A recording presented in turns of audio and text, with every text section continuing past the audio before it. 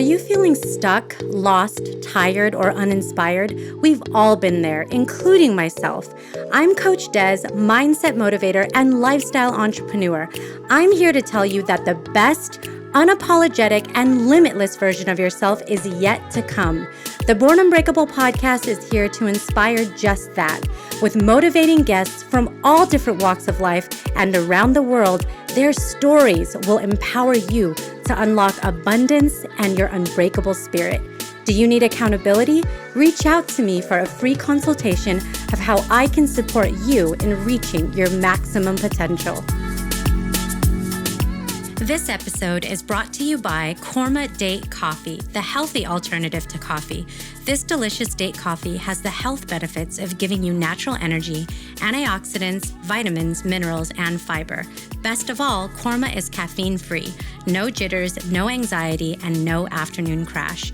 Go to kormacafe.com, that's KORMACAFE.com, and enter discount code BORNUNBREAKABLE at checkout to get 10% off your order. Welcome to the Born Unbreakable podcast. I'm so excited to have you here today.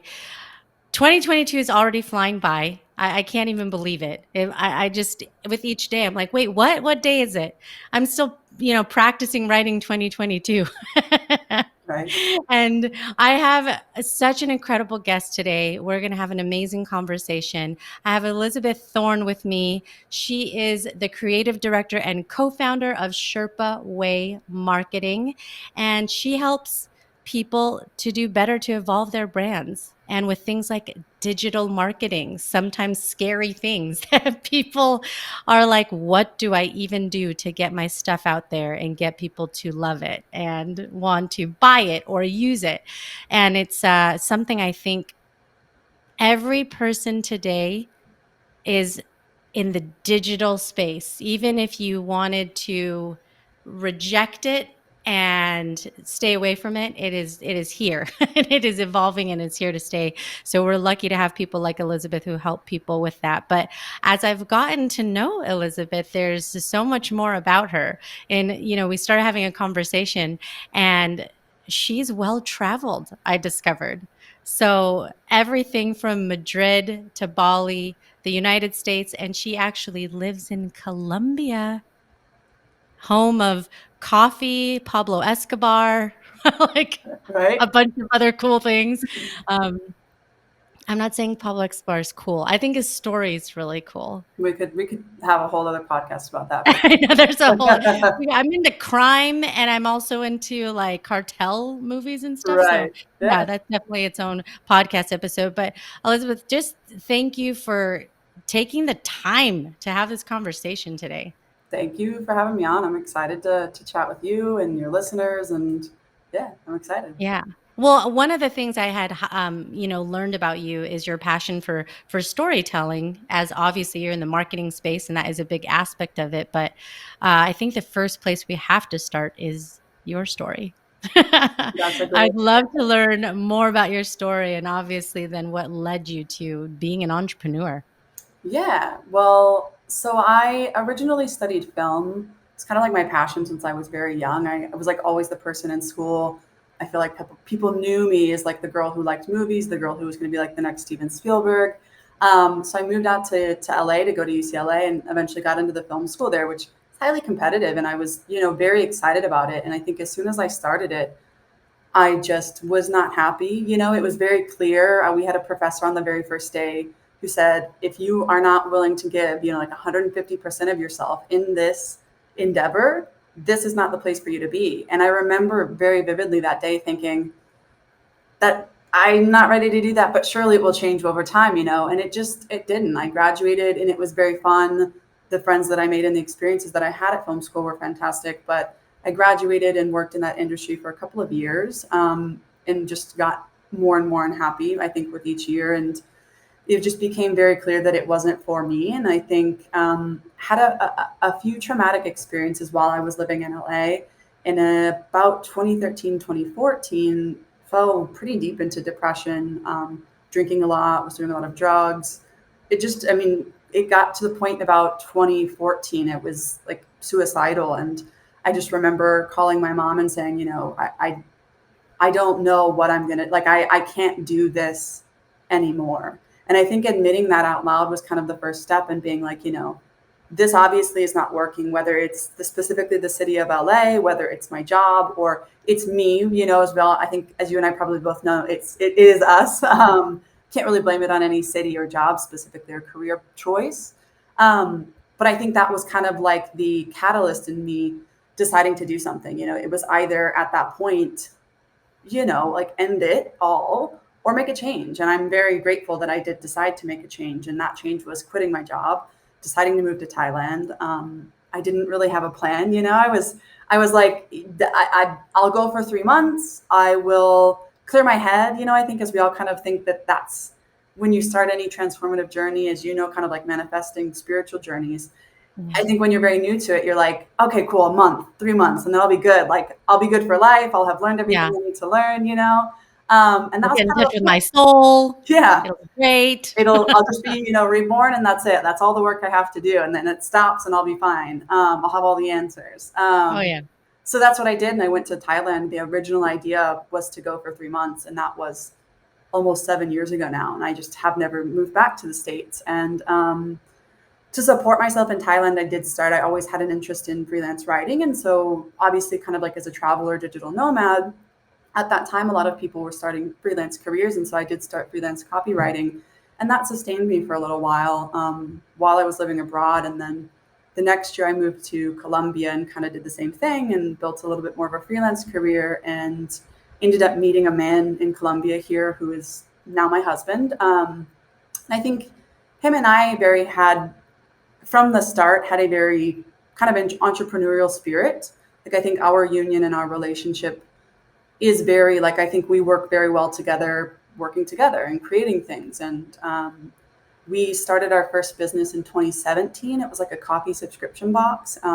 Because we live in the coffee region, it was I think, kind of a beautiful union of his culture and my culture. And so the idea was to film the stories of the coffee farmers and export that with the coffee to the States so Americans can kind of, in my head, it was like, let's bridge the gap between my culture and his culture and then sell that to the world. And the idea I think was really cool. It was a fun experience. Ultimately, I don't think there was necessarily a market need for it. And we just found that we had gotten burnt out from launching that really quickly and took a step back in about 2019. And we're like, okay, if we could start over again, launching a business, what would we do differently? What did we need to learn that we didn't know? And that kind of led us to digital marketing and online digital strategies. Even back in 2019, now more than ever after the pandemic, but even back in 2019, it was still a big deal. And so as we learned more about that, I had experience with copywriting and I had experience with kind of SEO and other areas of digital marketing. And he kind of did as well from his previous job. It kind of just fell into place. And so we started what is now our current business, which is like a marketing agency, a digital agency, Sherpa Marketing. And yeah, I think over the course of doing that, I've been able to lean into my passion of storytelling and infuse that into whether that's a brand or like a person who wants to grow their personal brand, or I think in general, it's just been a great way for me to tell stories. And I think as I grow on this journey of being an entrepreneur, I find other things, as I'm sure you have, that are attractive to me. Like coaching one day is interesting to me. Speaking is interesting to me. Helping Yeah. other people kind of do what I've done at this point is interesting to me. Yeah. I love everything, everything, Elizabeth. The one of the first words that popped into my mind listening to you tell your story is explore and adventure. I think sometimes we have a very linear way of looking at the world. It doesn't matter if you grew up in Colombia or if you grew up in America, there is a way that you're taught. Mhm. You do X and then you get Y and so forth and so on. But the way it actually works is Not at all. sometimes we chase after things that we thought we wanted, realized we didn't, have to rejigger things, go in a new direction.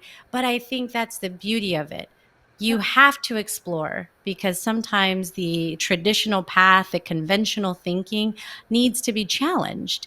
And then you find so much more than you ever bargained for. Especially in your story, travel was a big part of it, you know? Absolutely. And I'm sure, or I can just imagine that it gave you perspective just being in other cultures and how that influenced the world of possibilities, because our world where we grow up is only about this big, you Yep. know, and the actual world is so much larger. So, you know, you being able to see different places, well, part of it, I'm sure, was the questions of your spiritual journey, was also the actual journey of getting outside of your comfort zone, Absolutely. And I think, especially coming out of LA.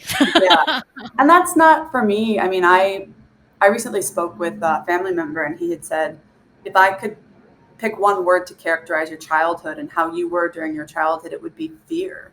And I did grow up. I was such a scared child. I think naturally an introvert, which I think adds on top of everything. But I going outside of my comfort zone is not easy for me. You know, I didn't grow up naturally adventurous. We didn't travel when I was a kid. It just wasn't something I was exposed to. And so I think part of that was me just pushing past my own fears time and time again with each new kind of destination.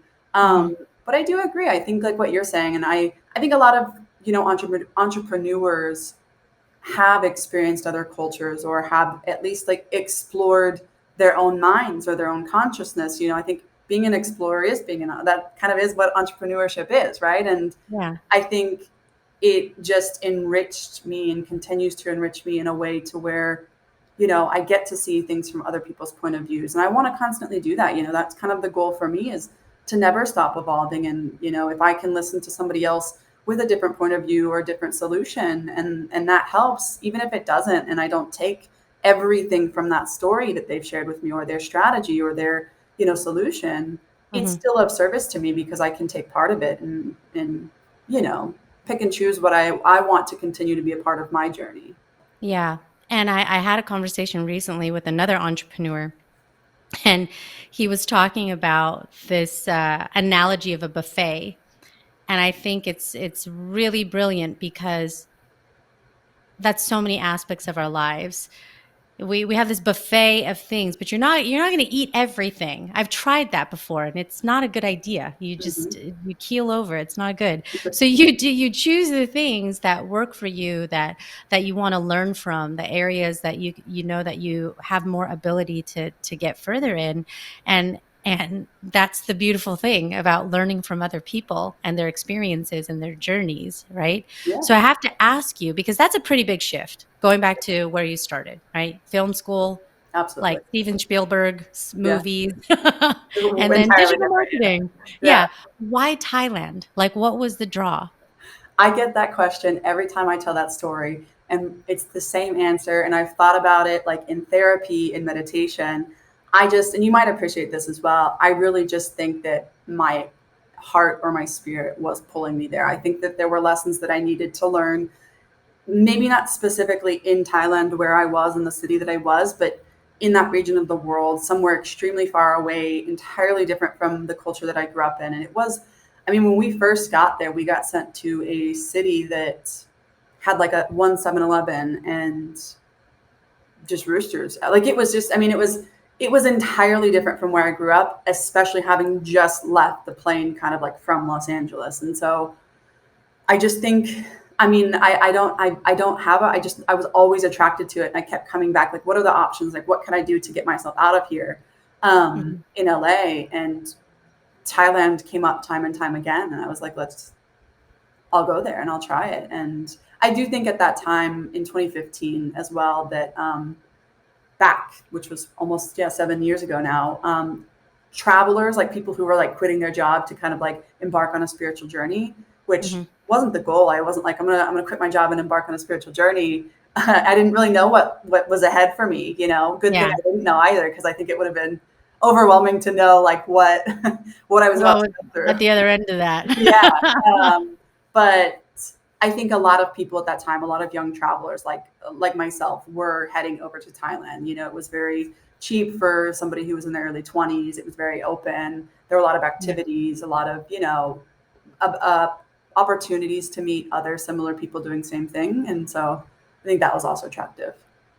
It's amazing because for it to be described that you had fear, this seems like a pretty fearless thing to do. Like as far as just, overcoming something and just taking a big, huge leap of faith. Hmm. And yeah, you, you can't get any farther, than that, or, that far part of the world and everything. I Yeah, mean, it's a long time to get there. A yeah. whole lot of thinking, I'm sure you did on the Oh God, journey. yeah. It's tough to get on the. I think when I was depressed and suicidal, I remember calling my mom once, and she was like, if it's okay if you take it minute by minute, if that's what you have to do to get through today, take it minute by minute. And I remember Mhm. getting on the plane, and I've done that ever since, and that has always stuck with me. When I feel fear, it's like, okay, put one, literally, if you can just put one foot in front of the other. I got on Mhm. the plane, and that was hard for me. I almost, the night before, was like, I can't do it, I'm gonna lose I don't care, I'll cancel the flight, this is not for me. And it was, I wake up, I brush my teeth, and it's like, okay, I brushed my teeth, now let me finish talking Right. about that. It's like, and then sometimes that's what you need to get over fear, and You that's do. that's fine. I think the whole point is that you eventually do it, and whatever Yeah. it takes to get you there is fine. And so I put one foot in front of the other and got on that plane, and the rest, I guess, really is history. Yeah, no, it's true. I mean, there's some days where you're like, "Can I even get out of bed? Can Yeah, I even do that?" yeah, Right? I and mean, it's that's, hard. yeah, it's tough. There are just some hard, hard days. But, coming to this space, because people are probably looking at this episode thinking marketing, Yeah, like, I'm gonna right. learn a thing or two. Um, well, so I wanna paint the picture of the landscape, or the landscape as Coach Des sees it, because there's a lot of different things, but here's what I can say. Um, Pre-pandemic, right? So we're talking 2019, like you Mhm. just mentioned. We're already moving into the digital age. I mean, everything, is online, and your success is built from your ability to do anything in the digital world. I Absolutely. think the exponential growth of that has only intensified over the course of now, 2 plus more years, Yeah, because everyone was pivoting. They're pivoting because whatever they were doing before, they had to take it online because you didn't have a choice. The government across the world, not just a country, not just a region, but the entire globe, was like, stay home, people. yeah, Do it. You will be sick, and there's not a cure yet. And even now there is a, vaccine, and that's yeah, still doing its thing, right? So it's like prime time for yeah. marketing, because I can't imagine, and I would love to do a little bit more of this research of like how many small businesses or new businesses started over the course of the last 24 months. Oh yeah, It's probably like insane, the number of businesses. But with that entrepreneurial spirit, I think it's a little messy, because everybody, so the first question people say is, what problem is out there that I have the skills to solve, the knowledge to solve, that somebody would pay me to help them solve that problem? So the starting point, it seems pretty practical. Like, okay. But then you get to the how, and that's where it starts getting more yeah, complicated. yeah. You're like, there's so many. Wait, do I need a website?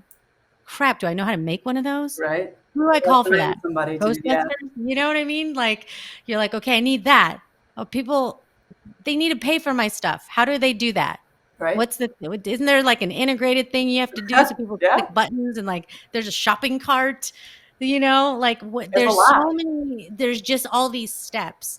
And then today, the other element is that you have to have, what going to branding, it's like, you're following, do you have an Instagram? Can we follow your stuff? And Yeah, it's such this place that it's like you have to be anywhere or you're nowhere. and yeah, and you're like, do I have to make a TikTok? Should I dance about my product? Like, is yeah, that going to sell them? So, so that's kind of what, in a nutshell, yeah. what I think, we're all seeing. So, as it pertains to what you do, what are the top challenges that you see in marketing, and how do you help people solve those?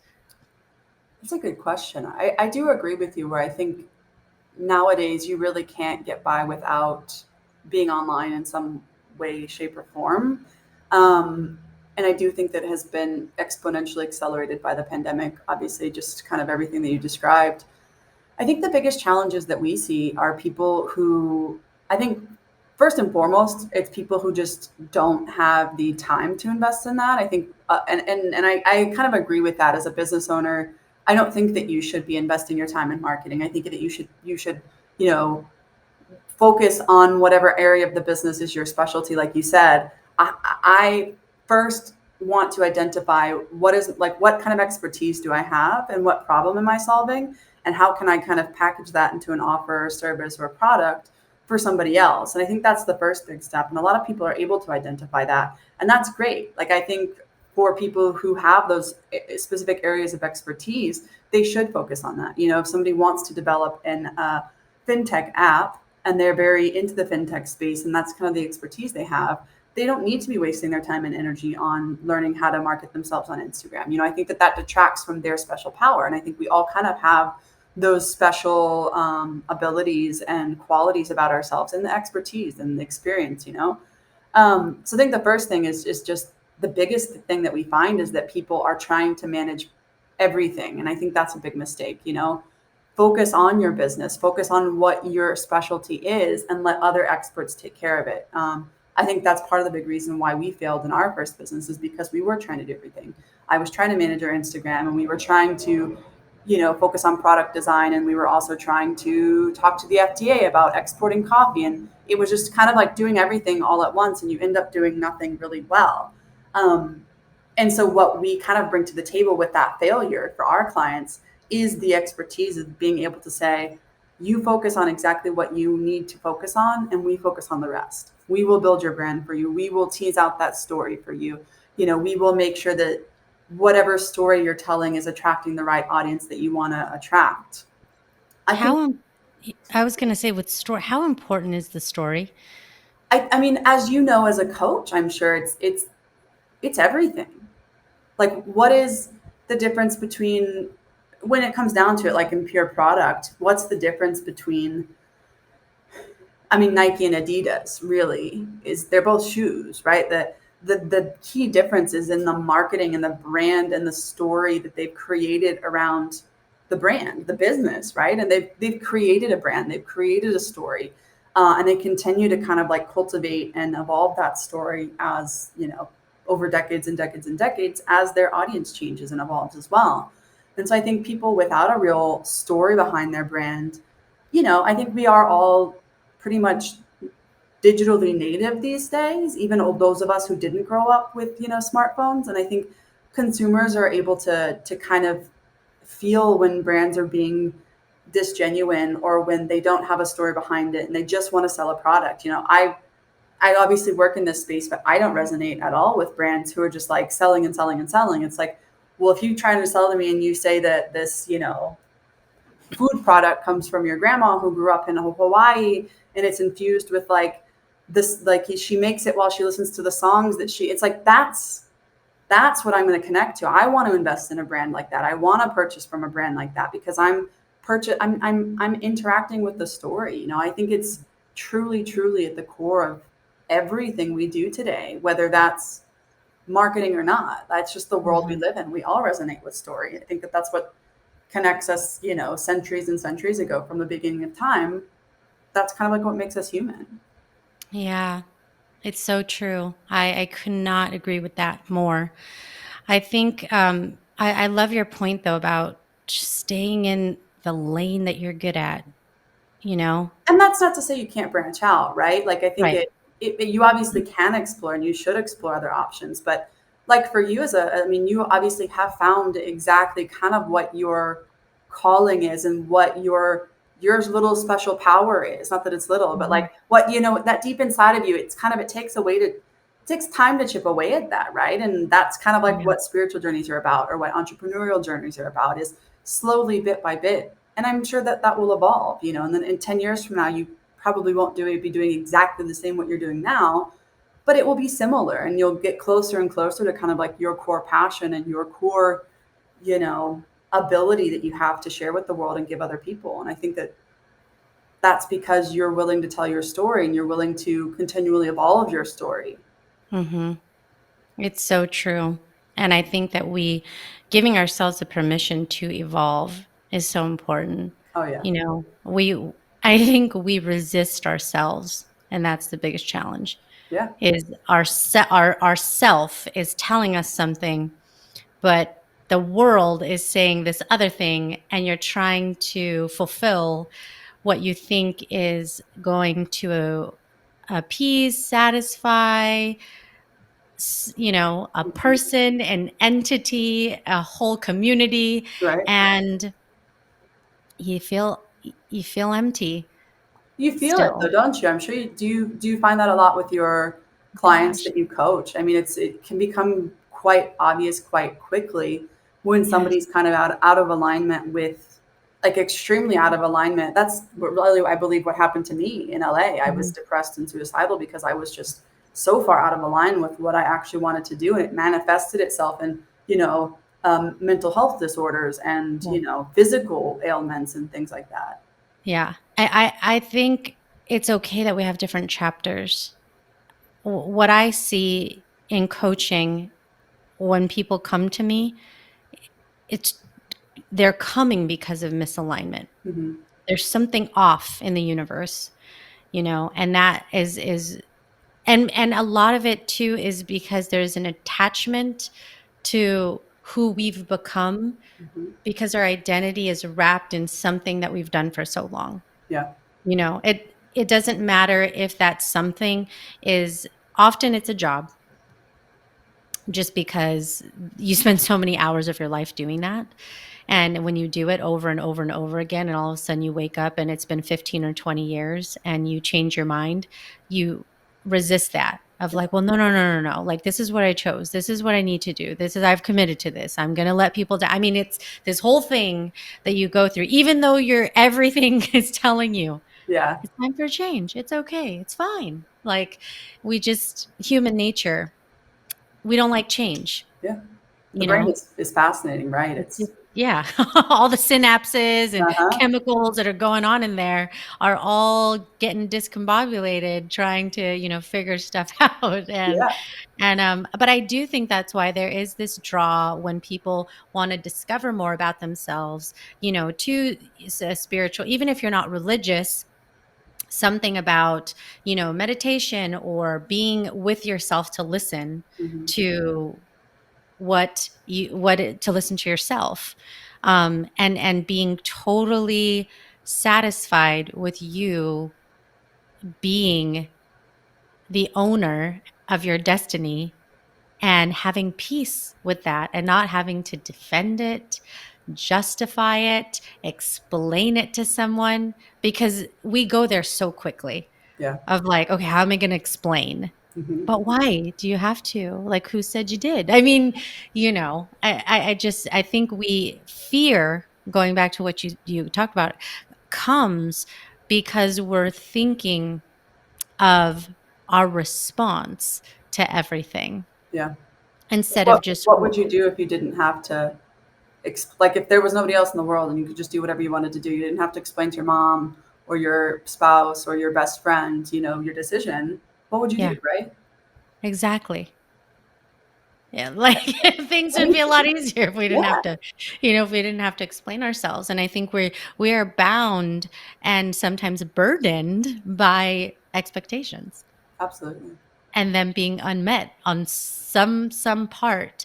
And I'm glad this is kind of a PSA, a public service announcement, because you did mention depression, and you did mention that you thought about suicide. I have been there myself. I will fully admit that there's been more than one occasion where I've had those kinds of thoughts, and it was challenging, and I did phone a friend Yeah. and phone a therapist and Yeah. did everything that I could do. But I actually recently lost a friend.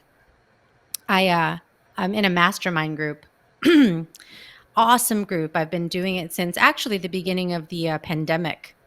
It was right before it happened, 2020. So now I'm going on 2 years. I think it's like my 2 year anniversary probably, of being in this mastermind, and it's helped me a lot because sometimes you don't think you need community. The one thing you do need is community, a place Absolutely. where sometimes you have the highest highs, but sometimes you have the lowest lows, and you need a place where people can lift you up and remind you like entrepreneurship and all this stuff is not easy, and we're in it together kind of thing. And anyways, this young man, who was a beautiful man, um was in the group, and he felt like he was weighing the group down Yeah. because of the stuff, right? Because we all have stuff in our trunk. And so that was one of probably other reasons why he decided to leave, of like, I just don't want to put my stuff on Yeah. people. And I think a lot of us feel that way, like, nobody wants to hear Absolutely. my stuff. Like, oh, you know. And anyhow, his life went on, and he made this decision, and I think he put some thought into it from what I could ascertain, and that just made me so sad. It just made me be Yeah. like, "Oh man, we have to connect more." And again, it's not to say that, one conversation or something maybe would have changed his decision, but I think that just as people, as human beings, because we're meant to err, because we have this broad spectrum of feelings Yeah. and emotions, and we're complex creatures, probably just the most complicated creatures on the planet, we have to be there for each other. Yeah. And I think that that starts with like me admitting, I didn't talk about it. I didn't use the word suicide for so long. But like me just admitting that I struggle with that. And like you said, you admitting that you struggle, like the more that we hear that other people feel the same way, I think the more that we're able to connect and be like, okay, this is not something wrong with me. It's just the human experience. It's the nature of being a human being with a human brain and human emotions, right? And I think the more that we can express that, the more like you said, it's not like that. Just me expressing that would have been enough for somebody like that to be like, oh, I feel I'm better now. But little by little, I think us being vulnerable about our human experiences is Mhm, what helps us understand that like it's okay, like you said, to go through chapters. Sometimes it's necessary. I wouldn't say that it's necessary to suffer, like mhm, some people do, but it's just I think the more that we can be open and vulnerable about that is it's so beneficial to all of humanity. mhm. And I think even when I think about marketing, because there's some huge brands out there. I mean, and I've always appreciated when I've seen big companies and big brands admit the challenges Yeah, that they've gone through, because you do have a choice. There's some stuff that can happen and you can totally cover it up yeah, and just downplay what's going on, or you can be honest and say, didn't exactly make the right choices. Here we yeah, are. You might, and the reality is, yeah, you might lose some people. Some people, oh my gosh, I can't believe this. right, But I think that, I mean, I personally have always appreciated that, because it just shows that even the best of the best of the best can make yeah, mistakes in their, yeah, you know, things that happen. And it almost makes me feel like they're more real. If you hear like Mark Zuckerberg had a difficulty today or yeah. something, or Elon Musk or Jeff Bezos is, troubling through something, it's like, oh, okay. They're So like you me. do, yeah, like, Yeah, you do have struggles and challenges. yeah, So, I mean, I would imagine that in marketing, that's like a crossroads sometimes companies or even individuals have to go through is, yeah. And I think one of the biggest struggles too that we find with people is wanting to hold that back, in expressing their story and in expressing their journey. And like you said, I connect with brands more when they're honest and open about their failures or being, making a mistake. And as an entrepreneur, I think that I'm sure it's not fun. A lot of I mean, it is fun, but a lot of the time it can be not fun because you do kind of always have to. There's not a company. I am the company, like you don't get to like, say dang like, it. yeah, there's no Like, tell fallback. me what to There's do today. no, oh, well, the department head said this and it's company policy. It's like, that's my responsibility. If one of our freelancers does something wrong in a project, or if something goes wrong, it's on me and I have to take responsibility for that. And I am grateful, I think, for entrepreneurship for allowing me the chance to cultivate that sense of responsibility and resilience, and just being like, I messed up. We messed up. This is on me. I'm really sorry. I'm gonna try to make it right. But like, I'm not gonna try to lie and blame it on somebody else. And I think there's a lot of strength in that. And I think as an entrepreneur, there's a lot of strength in that. But for brands as well, like you said, brands just being human. There's a big thing, like a shift this year in marketing, where there's like B2C, which is business to consumer, and then B2B, which is business to business. And then they're talking a lot about this year is like B2H, which is business to human, right? I'm not selling to my consumer. I'm not even trying to sell. I'm literally just trying to tell a story that connects with another human being. And so marketing, I think, is becoming more and more, it's just pure storytelling. Like, what story am I telling you to make you understand that you could benefit from this service or this product? And being Mhm. genuine in that, like, I don't want to work with clients who don't really need our services. Like, I'm not interested in selling to a company who is struggling to make ends meet and who I know wouldn't benefit from like an SEO strategy. That is not in my Mhm. best interest. That doesn't make me feel good. I'm not trying to just sell to a consumer because it's B2C and I know that these are the steps that I need to follow. I'm trying Yeah. to connect with another human being because I want to tell their story. I want their brand to thrive. Like, I want them to find independence in owning their own business, whether that's, a small one-person business or a 50-person business. Mhm. I want that for them. And I think that when you're authentic and genuine in entrepreneurship, I think it shows quite a bit. But I think the Mhm. same goes for marketing as well. And that's, I think, something that I try to relate to our clients is I do get to know them, or I would like to get to know them over time on a personal basis. Like, we don't have to be besties, but Yeah. what kind of hardship did you go through? Like, that's what people want to know about. People want to know where your brand came from, because we're not buying from brands. I mean, we are buying from brands. We're not buying from like corporations anymore. We're buying largely from people, like another Mhm. human being. What can you teach me that's of value, and what can I give you back that's of value, kind of a thing. And I think Yeah. there's a lot of strength in just being vulnerable and honest and authentic, whether you're an entrepreneur or whether you're, engaging in a $100,000 marketing strategy. So, one of the questions I think that somebody would have listening, and sometimes it might be hard to admit this question because it is attached in some ways to your pride, is money, right? Mhm. So, when people think marketing, they're like, "Ah, it's gonna cost money. Like, I don't have that much Yeah. money right now." Like, Yeah.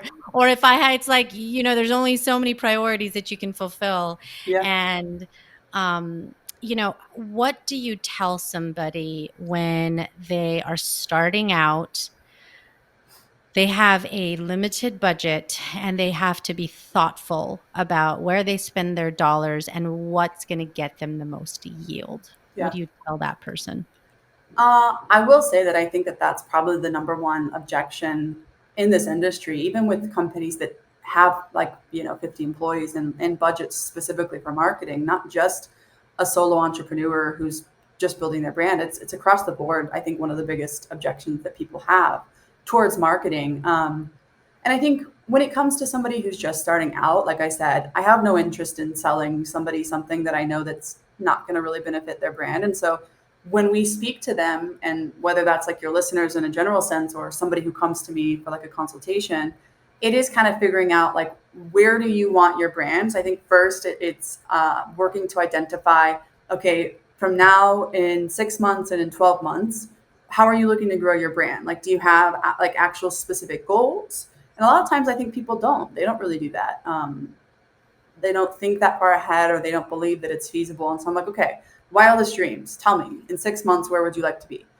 And in figuring that out, I think it's a lot easier to understand the steps that you need to take to get there. And so if that's just not kind of in the budget right now, what I do for them is give them tips that can help them get to the budget. And so it's like, okay, well, you don't really need, 10 blogs a month for your SEO strategy, but here's maybe something that you could do that's going to help you grow little by little, that when you do have the budget, it'll help you get to the budget that you need to start investing in yourself. I will say that there comes a point I've had to learn on my entrepreneurial journey as a business owner.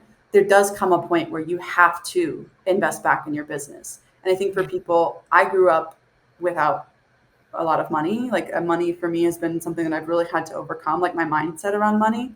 Hmm. I think for other people specifically who grew up in those conditions, it's so hard to let go of money, specifically when you don't know there's going to be 100% for sure return on it. I think the biggest thing that we have to help other people overcome, though, is that, okay, maybe you don't need it right now. In 6 months, when you get to this point, and I can give you a milestone marker so you know kind of what that point is, when you get to this point, you're not going to be able to grow anymore if you don't start investing. And it doesn't have to be, $2,000 a month, even. It can be as little as, okay, maybe you don't have enough money for our services, but you can start Facebook ads, right? Put $100 a month behind Facebook ads, and little by little you grow. And it's fine to take those baby steps. It's often necessary to take baby steps towards that. But I think it does get to a point where people do have to invest in their business if you want to grow. It's like investing in yourself, whether that's going to therapy or getting a coach. At some point, you have to invest back in yourself. It's like a garden, right? Like you can't just plant a seed and water it one day and then just hope that it's going to grow. It's a constant kind of watering and cultivating over time that growth. And so I think if Yeah. you don't have the budget now, it's fine. Look for somebody who can give you actually like actionable tips that you can follow to help you increase your revenue enough to get to the point where you do have that budget. And then Hmm. don't be scared to invest it back, right, into yourself. Because for business owners, especially small business owners, your business, I don't know if you should necessarily identify as your business, but it is an extension of you. I Hmm. believe that when we invest, we just spent a lot of money on a really good course for SEO, and it was a big expense. And I think for me, still growing up, it was like, like without money, every time I spend that much money, I'm like, like this hurts, right? Just to like I watch it go out. Yeah, And but I agree. I have to stack my hand on what you said because if I had to tally up the amount of money I've spent on my self development, yeah, that'd probably be one of the biggest categories yeah, of any expense, and the most valuable, wouldn't take it back for the world category as well. It's yeah, it pays dividends, and it's the thing that I'll continue as I personally grow, or any business that I do, that I will spend more money on. absolutely. Without a doubt. I totally agree. Yeah. And I think that a lot of small business owners, I think it might be easier. Somebody listening might be like, well, it's easier for you guys because like your brand is you, essentially. Like Mhm. you are a little bit more the face of your brand. And like I am not necessarily at all, and I don't desire to be the face of our brand, but somebody I think maybe with like it's a different type of business, like if they have a cafe, they're like, Mhm. well, I'm gonna invest in my cafe. Like I want to invest in myself. And it's like, okay, that works too. I would never say don't get a coach to change Mhm. that mindset. Get a coach Yeah. to change, and I'm currently working on like my own mindsets, like I said, regarding money. Like where am I putting a self-limiting belief? Like where am I blocking myself from achieving that next level of success? And it's like Mhm. I'm not investing in specifically like marketing tactic or software or our web design. I'm investing in me, but that goes back into my business. So while I Yeah. do think it's beneficial at some point, you do have to invest in marketing. If you want to invest in yourself, that's great too. But at some point, you have to invest in your business, whether that's you as the business owner or your employees or your strategies or your actual product design. Like you have to reinvest that or you're not going to grow. Yeah. The other thing I think is really fascinating and can be scary when you think about your business, your brand, and marketing is innovation, right? So, because there's also competition. It's like you said, Nike, Adidas. If Mm-hmm. you didn't know anything about Nike or Adidas, you'd probably go research and figure out what story you connected with better and be Yeah. like, oh, okay, well, then this, because I have no allegiance to anything. Every time I see a new chicken sandwich, for you vegetarians, I'm sure there's another thing that you pick that you're looking at. Maybe, you know, broccoli or something else. But every time I see like another chicken sandwich come out and it's like hardcore, like which one is better, Yeah. Chick-fil-A or Popeye's chicken or Kentucky Fried Chicken or whatever it is? Sometimes I'm like, oh, Which yeah. one is better? Great. Yeah, which one is better? I'm gonna eat all the chicken sandwiches and find out for myself. No, Yeah. but it's there's always like a competition. There's always gonna be people in your space. So you can't be afraid of that for sure. You know, Yeah. like there are a gazillion coaches out there, like I can't be afraid of that, right? So there's always another chicken sandwich. There's always, Pepsi and Coca-Cola and, you know, 18,000 different water Right. choices you Yeah. can make when you go to that section, you're like, okay, It's too much, actually. Yeah. alkaline or, Yeah. all these different choices that you have. So it's such a innovation, going back to that, is important because that is how your people are wanting to go, okay, are you moving ahead? Hmm. So if somebody comes to you and maybe they're at that part of their business, so a little bit further Hmm. than the brand new business, maybe they've been going for a little while, so they do have a story, they do have a platform, they do use some tools, but they're like, we got to shake things up. We got to do something here. Yeah. Like, how do we do that? Like, Yeah. I think, well, I know, I don't remember if you mentioned this at the beginning or when we had chatted previously.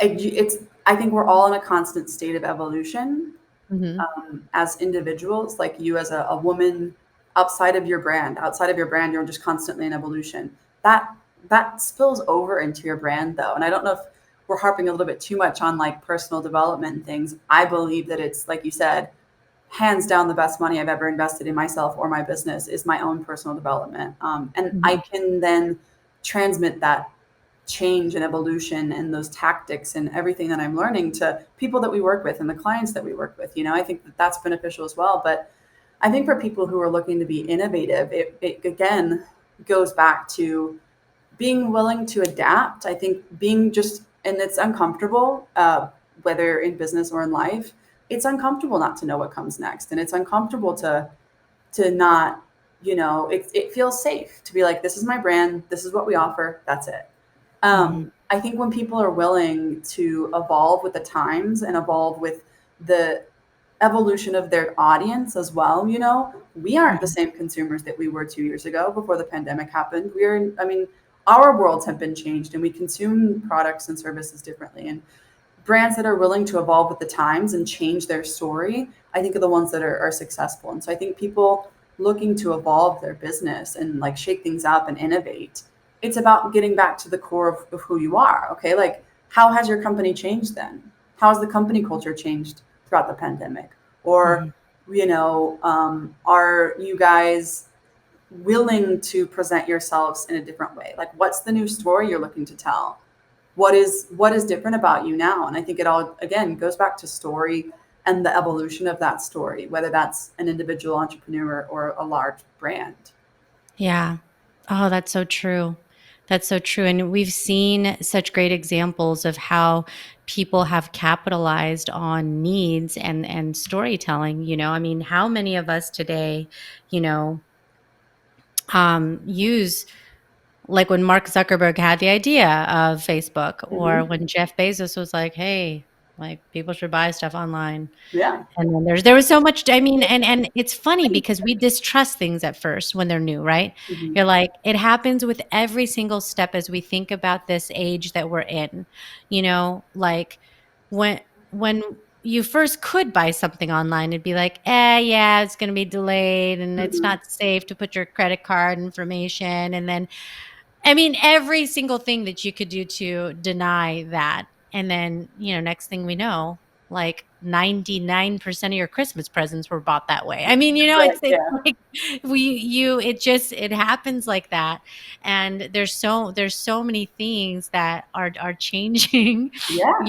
that if it's not you, somebody else is going to answer that question, believe it. Yeah.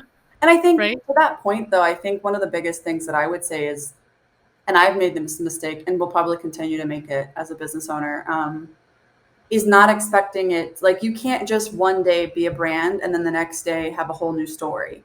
Like it's you have to lean into that transformation. Like you truly have to, it is step by step. Like your brand isn't going to change from, night to day.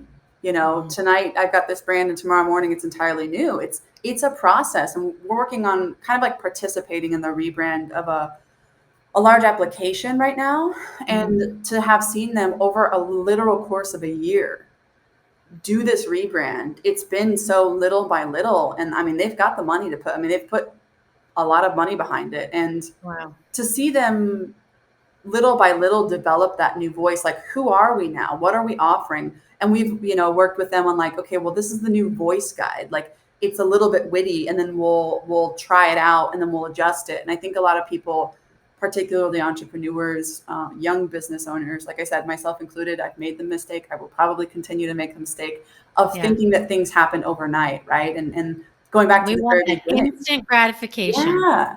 And it's like you said in the beginning, it's we think that it's a linear, like, okay, I'm gonna get this coach, she's gonna work with me for a month, Yeah. I'll hit this goal, and then I'll be good. And it's like that's I mean, I genuinely don't know anybody who's had it work out that way. And I think the Yeah. more that we learn to understand that it is a process, that it's not at all linear, I think the more that we are able to lean into the process because we're not expecting anything from it. We're just Yeah. living it, right?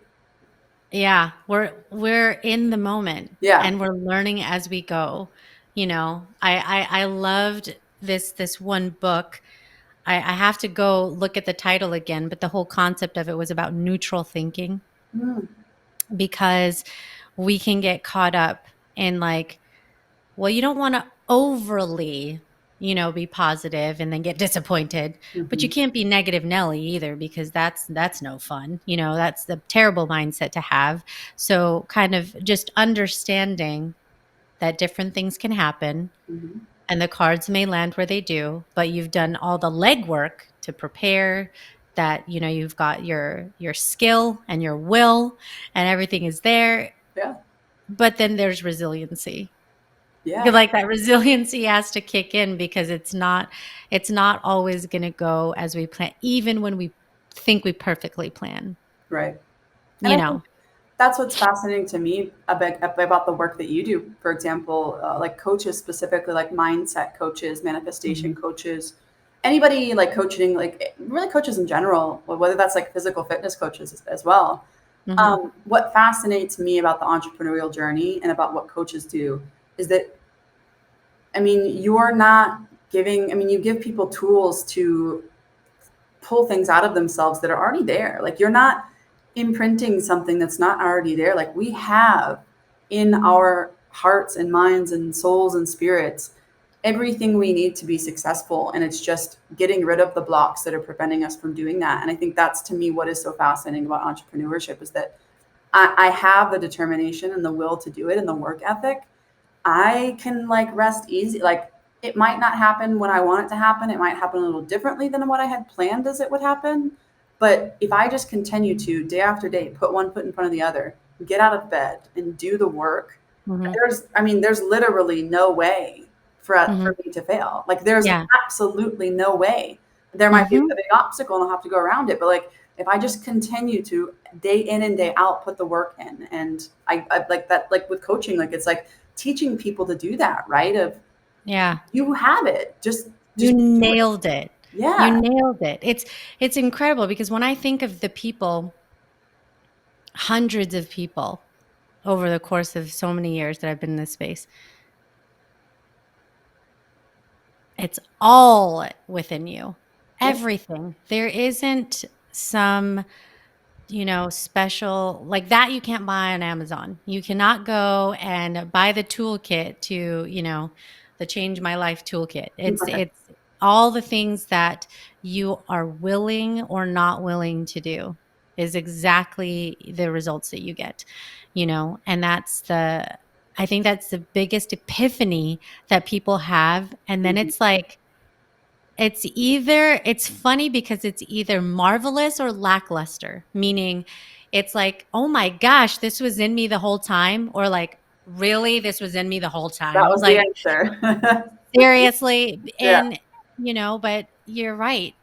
our upbringings and our experiences create impressions on us and oftentimes create barriers that don't enable us to live into our full potential because just something happened. Everyone goes through trauma, whether it's little trauma or big trauma, and that, is what prevents us from telling ourselves that we can do certain things because something went awry.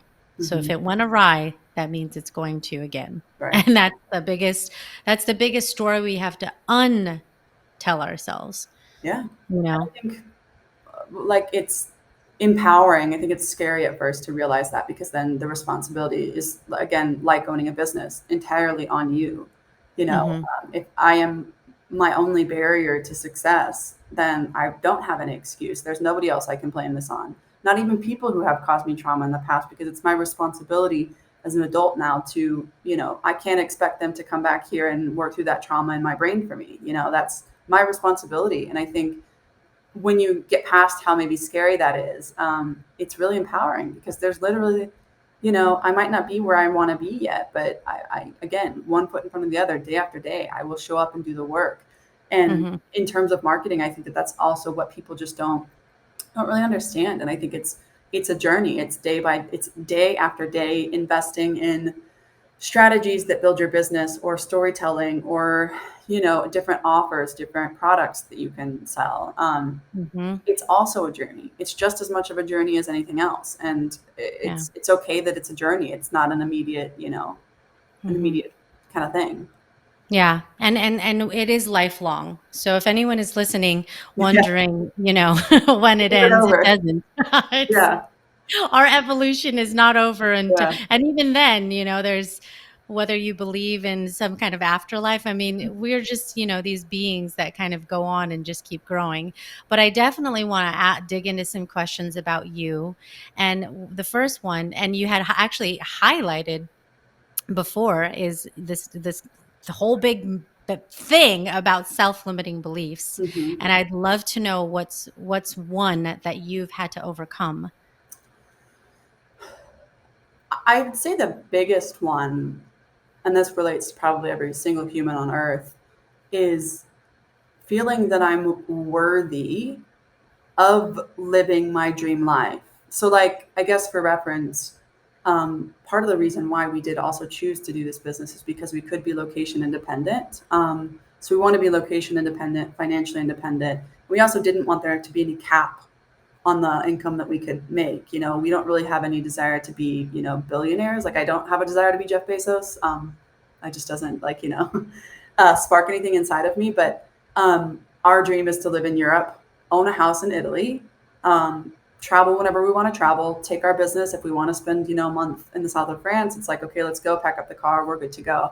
That to me is like freedom and independence. And so just like believing that I was worthy of having that life, I think, even though you want it and you can say that I want this and I want this, you really do have to dig deep. If there's consistently blocks in your life that you come upon that are preventing you from having that life, there's probably a self-limiting belief there, and it's sometimes very difficult to identify what that is, or even to identify that that's affecting you in the first place. And Mhm. so for me, I think getting over the self-limiting belief that, I mean, way back when I quit my job, that I wasn't going to be, financially stable or successful or wealthy if I didn't work a 9 to 5, if I didn't scale the corporate ladder. The big lie I think that we're all told, which is quite funny, because being an entrepreneur, there's no cap on the income that you can make. Like, it's It's quite, limitless. you're Yeah. way more better off financially than you would be working for somebody else in a 9 to 5 in most cases. And so I think just believing that I was worthy of pursuing that life, and that when it comes, and we're quite close to it, Mhm. when that day comes, like celebrating that I deserve to live in this space right now. Like, I deserve to live in this Italian villa. Like, I deserve to have this lifestyle, and really embodying that. I think it sounds quite simple until you Yeah. start to do the work in like destroying the self-limiting belief or identifying it. It can sound quite simple, but it's big. I would assume. Have you found that with your clients, Oh my it's like a God. big just feeling that you're worthy of anything? Worthiness and enoughness. Hmm. Top two. Yeah, You just will get to certain places and points where it's just like you don't feel enough. You don't even feel worthy yeah. of it. And it's all a big lie. And it like the more I'm sure you yourself over the years, like the more that you get into doing the work to destroy those self-limiting beliefs and like being on an entrepreneurial path and whatever it is, whatever that means for you, Mhm. um, the like funnier it becomes that we ever believed it. I It's know. Well, yeah, you can laugh at it when you yeah. learn from it, that's part of the process. So I know you've done so many things, and traveling has been one of the biggest ones. Um, so I'm very curious about your answer to this. What's one thing on your bucket list? Ooh, like a destination or just in anything. Just in general. Doesn't have to be travel. It can be. Well, this is actually a big one. So I had set out to go to all seven continents before I turned 30. I made it to six before I turned 30, and then the pandemic happened, and I've just turned 30 kind of during the pandemic. So maybe before 35, I need to make it to Antarctica. But that would be big for me. Just touching kind of like every part of this world, like seeing it. And there's still obviously lots to explore and parts unknown, but to get like a little taste of each continent of the world, I think to me is good. It's a good goal. Oh my gosh, that's so exciting. Yeah. I love hearing that. I think that's so cool to be able to plan for that because Can I I do feel like travel and being places is slowly feasible? it just also just teaches you so much, like, Oh more yeah. than you think, you Oh yeah. know? I think my travel has probably been the biggest teacher. I mean, investments I've made into myself, like you had said, courses, coaches, therapy. Travel as well, though, would probably be tied for number one in what's been so transformative for me as a person and as a business owner for sure. Yeah. What can I Love ask you it. what your bucket list? I want to know what yours is. Yeah. So, definitely travel is my thing too, and, I have to say the Philippines. Oh, It's that's a it's good one. it's crazy because and I feel I have this little pit every time someone asks me because about have I been to the Philippines? Because my father was born there. Obviously I have a ton of family that came from there. Hawaii is the other place of origin that many of my family is from, and I go there frequently. But there's just some, and now I actually have more connections there, Mhm. um, that there's even more reasons, to go. I think that the whole pandemic thing is just kind of put a bit of a damper on like very long distance Absolutely. Yeah. travel. I mean, even shorter distance travel has been a little bit of a headache to think through because of all the logistics that Yeah. exist now. But that would be pretty cool to be able to feel that connection, culturally in the place where so many things that I learned growing up Mhm. came from. Yeah. that I would actually see the birthplace of it. Yeah. Well, I Mhm. think sometimes, I don't know if this is your case, I think sometimes we just aren't able to do things until we're ready to do them. So it's like maybe you're learning what you need to learn so you can go and get the most out of the experience when your heart and mind are fully open to Exactly. it, right?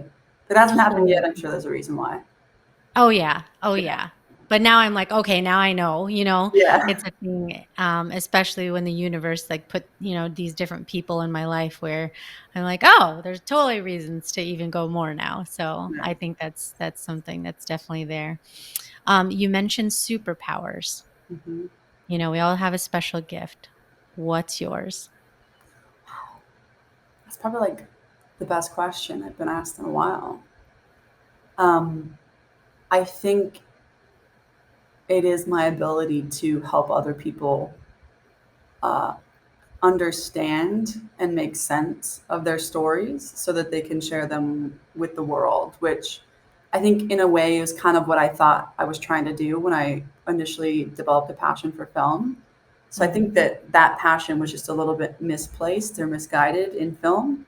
Um, it's just still a way to do that, to tell stories, right? But I think it's in the ability to make other people feel comfortable enough to, whether that's through my vulnerability and sharing my story, which gives them the confidence to share theirs as well. Yeah. Um, yeah, I would hope that people or feel comfortable enough around me to know that I'm not going to judge and that I'm only here to help them, you know, express themselves. I think we all deserve to have our story be told, and I think we all deserve and deserve to have other people listen to that story, whether Yeah. that's one person or millions of people. Yeah. I I think when we embrace that, like the fact that we have that and it deserves to be told is a huge win. Yeah, Be well part of it. And I guess, here's why I say that. It's the acceptance, right? Because sometimes there's parts of our life that we go through. Maybe there was some darkness, sadness, loss of hope, and we think like, ugh, nobody wants to know about that. Like hmm that's bad. That's terrible. But people need to know about that. that's what I think we all want to know about. Like, I want to hear about your darkness. Like, I want to hear about your struggles because that makes me feel more connected to you as a human being. And I think that that's to everybody's greater good to understand that Hmm. our stories and struggles are largely quite similar, some a Yeah. lot more than others. And depending on where you had the great fortune of being born into in the world, which country you were born into, it Mhm. changes greatly. But I think we all crave that. I think we all crave, again, I mean, bringing it back even around to branding and marketing and entrepreneurship, we're just Mhm. kind of trying to express ourselves in a way that it's like, well, this is my human experience, this is how I experience, and when I tell my story, I'm expressing that to other people so that they can hear it and feel seen and understood as well. And I can, it's vice versa, it goes both ways. Yeah. And I think that's why I prefer to hear the stories that bring us together because everything that we see, especially in the media, like the TV media, is meant to pull you apart, Very divisive, right? yeah, for sure. So it's like I think we find the common thread, Hmm. that somebody, who believes this or is, has a different way of thinking. We've had some shared experiences that actually make us more alike than different. So I think that's so true. Elizabeth, if there was one last piece of advice that you had to give to anyone listening, what would that be? I think it's just start, make one little step towards pursuing whatever your dream life looks like to you. And that doesn't have to be entrepreneurship. It doesn't have to be owning a business or doing anything like that. I don't think that's for everybody. Whatever that means to you, put one foot in front of the other and start today. Like, make one step and then tomorrow make one other step. I think the key though is to start. I quit my job in 2015 and wish I had done it. I wish I'd never even gone into the corporate world, and the earlier that I would have started, they're just lessons that you have to learn, I think, that are inevitable. And the quicker Hmm. you start, the quicker you can learn those and get them out of the way. Yeah. Yeah, I mean, you're True. worthy of living your dream life. And I would encourage you to just start today. If there was just one thing you took away from this podcast, it'd be that you're worthy. I mean, like Yeah. Yeah, that's but like that's so it. huge. It applies to entrepreneurship. It just applies to everything. Worth, like, Yeah. you are worthy. You're inherently worthy, not because you do own a business or because you have earned six figures. Like, you're just worthy because you're a human being. Do Yeah. it. Like, you deserve to chase your dreams, whatever that means for you. Yes. Yes. How can people connect with you? How can they follow you? So I mean, I do have Instagram. Obviously, it's Elizabeth Thorn. It's private. If you want to follow me, you can request for like more like spiritual stuff, things like that. But Sherpa Way Marketing. I guess we're all on all social media channels: LinkedIn, Mhm. Instagram, Facebook.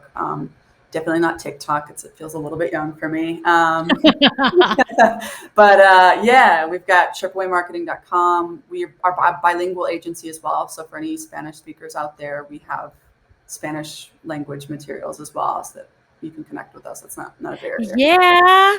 Yeah. Spanish in the house. Woo woo. Yeah. I think it's the most beautiful language on the planet. That's It, why I say, like it's quite beautiful. everything, even when it's angry, sounds better in I agree. Spanish to I me. agree. And I'm not just saying that because my husband is a native Spanish. It does. It's a beautiful It language. really does. Yeah. I'm like, I'd rather hear it in Spanish. Just doesn't sound as good in English. Yeah. I just can't deal with it. But that no, but that's awesome. And I'm glad you said to hear from a marketing person that it's okay that you don't have TikTok. Like it's okay.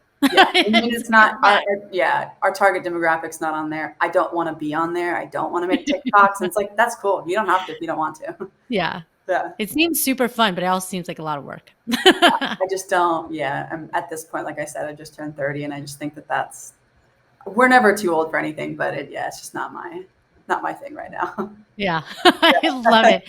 Oh my gosh. I am so grateful for all the time that you've given. I just there's just some people that you meet and you just know that there's like a kindred spirit there that you could talk to for hours. And I just, the moment that I talked to you, I was like, oh my gosh, I would totally go to Colombia and like hang It's out. the same. Well, you're invited if you ever want to come. I'm Yeah, like, for sure. coffee? Show me what's going on over there Yeah, with the coffee. absolutely. No, Um, I feel the same. I'm grateful that I got the chance to speak with you, and yeah, it's been great. it's been so cool. Thank you, Thank Elizabeth. you. Yeah. Elizabeth is one of the most awesome people that I've had the pleasure of connecting with. We could talk for hours. That legitimately could have been a 3-hour podcast. I could have gone Joe Rogan on you, y'all, like for real. We connect on so many levels. There are so many things that I could say about the episode, but here's what I want to give you the biggest reflection point on. And it is intentionally thinking about your dreams. I am so intrigued by Elizabeth because as much as she talked about fear growing up, she has done some remarkable things in her 30 years of being able, she's been to 6 continents. 6 continents. That is so cool. And she's absolutely right. We can live our dreams. And my question for you is what, and maybe we can simplify just to make it real, because sometimes it's hard to think about so far from now. 6 months from now, what do you want your life to look like? 6 months from now. How much money is it that you want to save or invest? What do you want your relationships to look like? What things or activities in the world do you want to have accomplished? What do you want to do for yourself? Take some time, reflect on that, write it down, talk about it with a friend. We don't dream enough. Get bogged down in the day-to-day, just thinking about making it to tomorrow. Life is meant to be fun. It's one of the core things that I just truly believe we have to keep at the essence of what we do. You have to learn anyways. You're going to make some mistakes along the way. You might as well have fun learning. You might as well have fun doing it. Think about that today. Think about what you want your life to look like 6 months from now. So by the time we're in summer, okay, the season of summer, June, July, period, what does that look like? So that's what I'm leaving you with today. There's obviously so many other things that I could say, but I'm just keeping it simple. I am very grateful for this journey. This podcast has been an opportunity for me to reflect, for me to grow, for me to meet and network with some of the most incredible people I've ever met in my whole life. And it has been less than a year of doing the show. This is episode 60. So we are just learning a lot together. Every single episode, every single week. I feel very blessed. So thank you. Thank you very, very much for being here. Thank you for subscribing, following, listening, sharing. Thank you for the messages that I get. It means a whole lot. A whole lot. This has definitely turned into more than I thought in the best way possible. So with that, before I get too emotional here, remember that you are your only limit. You truly are your only limit. So take action today. Thanks for tuning in. Tune in again next time for another inspiring episode of the Born Unbreakable podcast.